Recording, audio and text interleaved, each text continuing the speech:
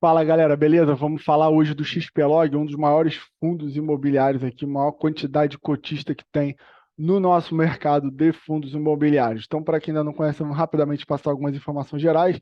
Ele é um fundo que investe em logística, né? Por isso o XPlog, mais de 3 bilhões aí de patrimônio líquido, né? Contábil aqui pro forma. Como eu falei, mais de 300 mil cotistas, é um dos maiores fundos tanto em termos de PL como em número de cotistas, gerido e administrado pela XP, taxa de administração entre 0,95 e 0,75, taxa de performance 20% sobre o que excedeu ao Bitmark, o Bitmark é IPCA mais 6, tá? Então o fundo distribuiu aí 74 centavos por cota, né, para os detentores até dia 31 de janeiro, o que dá um dividend yield anualizado de 9,7, tá? Por cento. Lembrando que isso aqui é sem imposto de renda. Dividend yield anualizado, para quem não sabe o que é, eu vejo muita gente repetir, às vezes sem saber. É quando você pega o resultado daquele mês e estende ele, né, para frente aí durante um ano, por isso anualizado. Então, isso aqui, quando fala assim, dividend yield anualizado, significa que a gente está assumindo que vai ser 74 centavos por cota de rendimento a um preço de mercado de R$ 91,10, tá? Só esse pequeno parêntese aqui.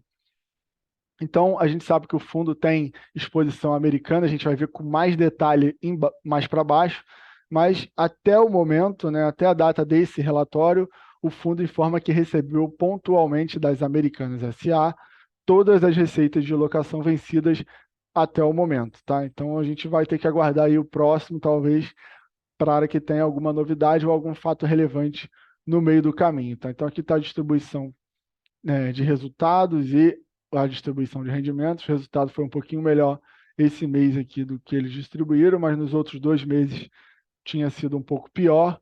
Então, o fundo é um fundo que você vê que há uma certa instabilidade, né, de resultado, isso se reflete, obviamente, nos rendimentos.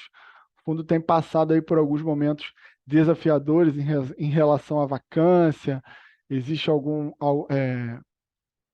ativos de especulação também, né, de construção e desenvolvimento no fundo, e aqui a gente vê que o mercado não perdoa, né? Então, a gente vê aqui que chama atenção o desconto em relação à cota patrimonial, né? Enquanto o valor de mercado está 91, o valor patrimonial está 114. Então, aqui a gente passa mais para baixo aqui, que seria a rentabilidade, né, do fundo. Aqui, essa linha escura é o valor de mercado mais o rendimento, que empataria praticamente ali com o IFIX. E se a gente levar em consideração só o valor da cota, ele tem desempenhado abaixo aí, e realmente sofrendo para superar o próprio IFIX, que não é lá grande coisa. Investimento por classe de ativos, né? O fundo está em 91% em imóveis, tem 7% em cotas de fundo imobiliário e 2% de aplicações financeiras, que seria o caixa, né? O fundo ele tem 62% dos contratos atípicos, né? O que dá aí uma maior segurança e previsibilidade, e apenas 38% de contrato típico. Então aqui a gente chega no portfólio, né? A gente vai começar a falar das lojas americanas agora.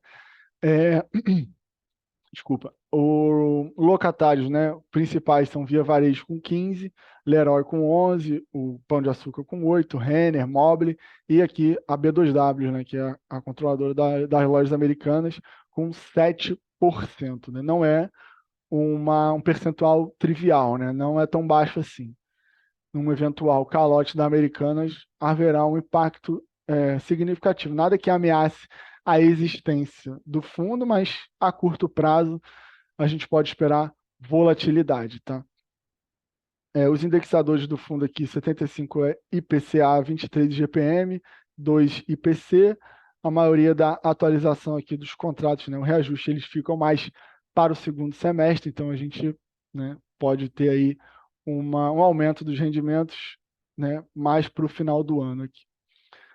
Vencimento dos contratos, né, apesar tendo em vista o fundo ter a maior parte ali, 68, de contratos atípicos, os vencimentos, né, são geralmente vencimentos longos, aí, mais de 80% está para além de 2025. Evolução da vacância, né? Apesar de a gente ter essa sombra das lojas americanas, o fundo tem conseguido melhorar operacionalmente, né? Reduziu a vacância ali na faixa de quase 9% aqui para 6,8%, né? Dezembro e janeiro terminou com 6,8% de vacância, que é bem abaixo aí da média do mercado. A composição física aqui das áreas, né, em relação à ocupação das áreas, a Leroy ganha da Via Varejo em segundo, e vejam vocês, a B2W aqui com 9, né? Então, o fundo tem, em termos de ABL, né, está exposto aí 9%, em termos de receita, está exposto a 7%. Vamos diminuir esse mapa aqui. Aqui a gente vê o mapa, né, a distribuição geográfica dos ativos, né, tem sim uma certa diversificação, 20% aqui no Nordeste, 7% em Minas, quase 15% no Rio, 47% em São Paulo, né, que é o maior mercado, natural que seja assim, e um pouco aqui, 5% em Santa Catarina e 4% no Rio Grande do Sul, né, o que deixa o fundo também com mais resiliente. Aqui em termos de são os ativos, né, performados do fundo, o fundo possui apenas dois dele com certificações aí ligados ao ISD, que é o certificação Aqua HQE, e no ativo do CD Leroy, né, em Cajamar, e a certificação LED Gold, que é uma baita certificação no CD justamente da B2W, né, leia-se lojas americanas, que o ativo fica no Rio, seropédica, mas é um ativo aí de qualidade. Se não fosse assim, não seria certificado, tá? Os demais ativos não possuem certificação, e aqui ele passa aí as características técnicas de cada um deles, né? Importante aqui, o ativo ele tem um desenvolvimento em andamento, do qual a participação dele é 64,2%, tá? E localizado em Extrema, que é um grande hub logístico do Brasil, talvez o principal, eu diria, e a previsão final aqui é do segundo trimestre de 2023, ou seja, meio do ano, né? A obra já está assim, parcialmente adiantada. A expansão aqui do Leroy, que no caso, né, não é um ativo que se desenvolveu do zero, né, apenas uma expansão. O fundo já espera receber o primeiro aluguel no mês de fevereiro aqui de 2023 da Leroy. E aqui ele destrincha, né, ele mostra para a gente todas as características aqui dos inquilinos, contratos, cidade, buscando bastante transparência aqui, isso é elogiável nesse relatório. E aqui ele destaca por região, né? Acho que fica na região sudeste, nordeste é todo em Pernambuco, né? Que é o Cabo de Santo Agostinho, e na região sul, Santa Catarina e Rio Grande do Sul, né? Então aqui, ó, nessa parte sublinhada de vermelho está a Americanas, né? Que fica localizado no Rio de Janeiro, que a gente já viu ali, mas vamos reforçar. Na cidade seropédica, é uma das principais ABLs do fundo, né? 8,6%. Em termos de é uma exposição relevante.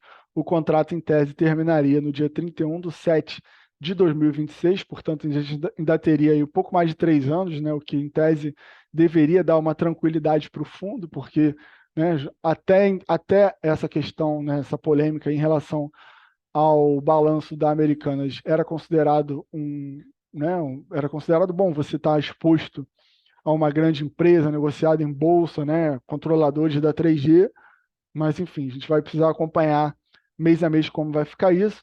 É um contrato típico, não é um contrato atípico, portanto, um pouco mais fácil, né, de ser rescindido. E o fundo, a gente vai ver mais embaixo que responde por 7%, né?